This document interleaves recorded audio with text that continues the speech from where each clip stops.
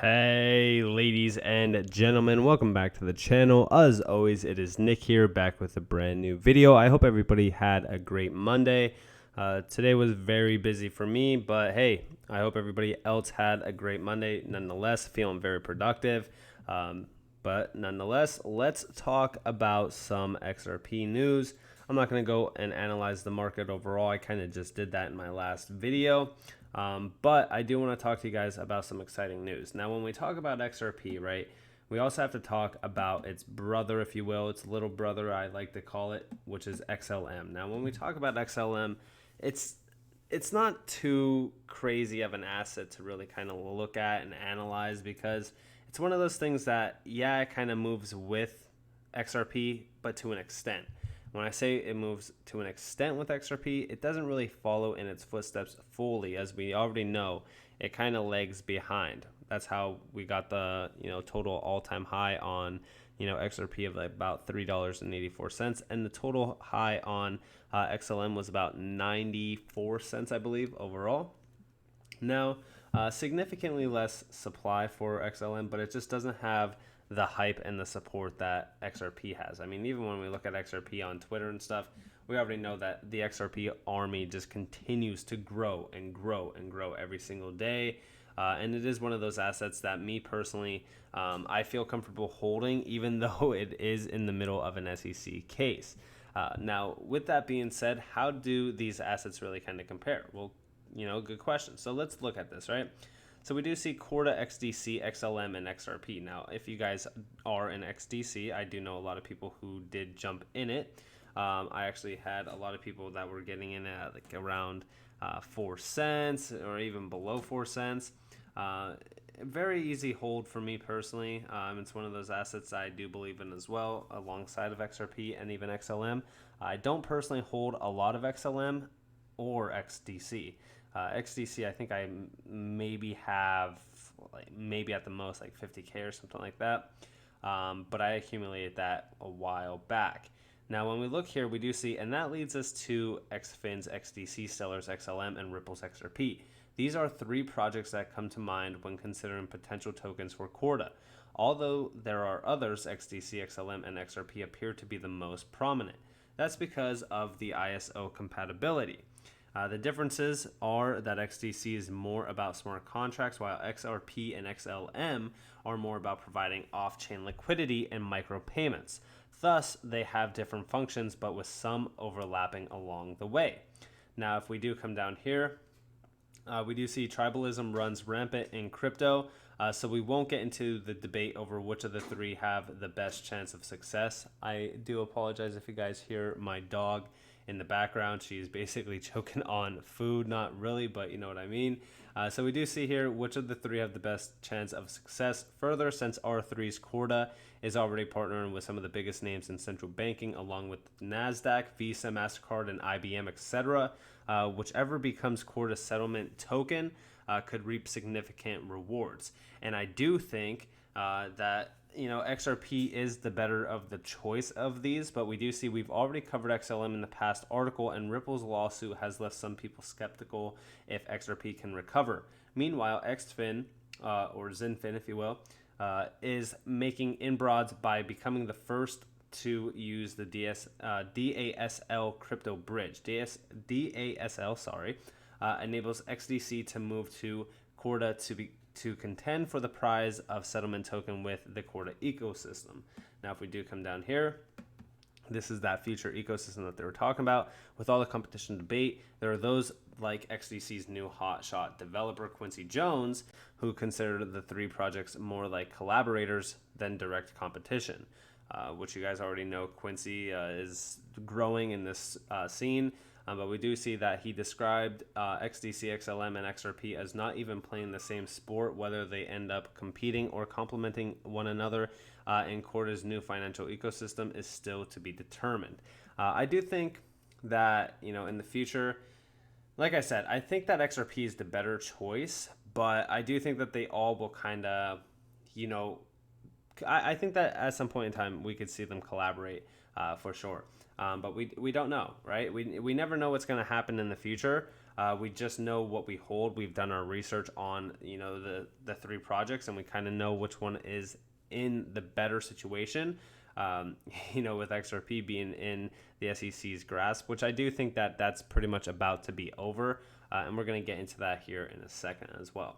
But we do know that XLM is doing significant things, nothing too crazy overall, but comparing it to even XRP's not competition, but their overall ecosystem of partnerships, with 300 plus banks and financial institutions, that's huge, especially for what they're trying to do with Corda overall. So I do think that XRP is going to do significantly incredible things. But for all three of these, it's hard to say which one is the best choice. Like I said, me personally, just on a biased opinion, if you will, I do think that XRP is, but it's hard to say because I do think that they all could collaborate at some point in time. Now, I do want to talk to you guys a little bit about this. This is Ripple announces new push into tokenized services. Now, we didn't really kind of talk about this briefly, but I do know a lot of assets are trying to do tokenization. For an example, HBAR is a big key one. Now, HBAR does have their token service, and the token service is going to pretty much tokenize everything in the future. Now, we do see Ripple kind of marching into this as well, which is very interesting to really kind of look at. But we do see the company said that it was taking the decision against a background of more exchanges, especially when it came to cross-border payments. We're expanding from a cross-border payments network to a platform providing tokenized service, which I think is very good for them, right? Because they do have to compete with a lot of these other assets, especially HBAR. When we talk about HBAR versus XRP, I did a video on that. And HBAR does have a lot more utility because it's not just a cross-border, network, if you will. Now, this could open the door for a lot of new potential for XRP. We actually even see that here mentioned, and we do see blockchain-powered online money transfer service provider Ripple has confirmed that it is going to open up a new line of business in tokenized services. The company said that it will move further into the field of tokenization, which refers to the practice of representing asset ownership through the blockchain. And I do think that this could be good for XRP, definitely in the long run, even in the short term as well. But we do need to see something happen with this SEC case before we actually see any movement truly in innovation for the company, because I think once we do see that settlement, a lot more US-based companies and businesses and overall financial institutions will then be basically coming to Ripple and saying, all right, let's further our partnership again, because there is a lot of US companies that pretty much pulled the plug once the SEC kind of stepped in. I don't blame them. I truly understand where they're coming from. But I think that once we do see, mass relistings, mass adoption happening again, this tokenization update as well, we are going to see the price increase significantly for XRP and also Ripple. Now, I do want to talk to you guys about one last thing, and that is this SEC case, actually. This is coming from John E. Deaton. Now, to really give you guys a summary, we do see here that Hester said oranges aren't securities, and we all agree. The SEC, however, says something that supports an argument that all XRP is a security. This is especially so when they also argue there is little current use for XRP. Now, we already know that there's a ton of use case for XRP. Now, overall, the ODL customers that are running on RippleNet, they don't need to use XRP. If they don't, it all depends, right? Because Bank A, say for so Bank A is, locationed in the United States, and they have to transact to Bank B in China. Then they will have to use XRP to pretty much convert that currency from US dollar to the Chinese yen. And that is used by utilizing XRP for that quickness and settlement time and low cost fee. So I do think that XRP has a lot of use case value, and I think that they are extremely wrong when they're actually looking at this. But we do see XRP's offer and sale in particular context to movements narrower view. The XRP itself makes no differences to what movements or movements really care about digital asset trading platforms listings of XRP. Now, we do see that Johnny Deaton basically quoted this and said the SEC claims all XRP, including XRP traded in their secondary market, equal investment contracts with Ripple. Even if you acquired XRP as a payment, Time, Coil, YouTube, it's an investment contract according to SEC. Now, we also see, using this rationale, the oranges would be securities as well, because this is saying, Hester said oranges aren't securities, and we all agree. The SEC says, however, says something that supports an argument that all XRP is a security. So, and this goes back to even basically this conversation here. Now, I'm not going to go into too much depth, but basically, it's just kind of talking about, overall, check my interview with the SEC, Hester Pierce. She mentioned that oranges are not security in Howey case. It was how they were sold. So this is kind of going back to the Howey case overall. I don't think that any XRP is truly a security contract, if you will.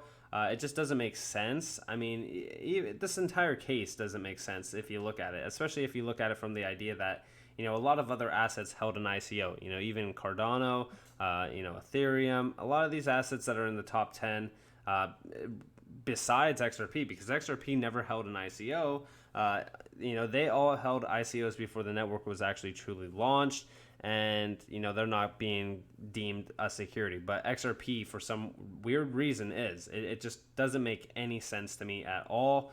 Let me know what you guys think about that, but them saying pretty much all XRP is a security, that just does not lie good with me. I just don't agree with that at all. I mean, yeah, sure, do I agree with, Larson and Garlinghouse selling over $1 billion worth of XRP?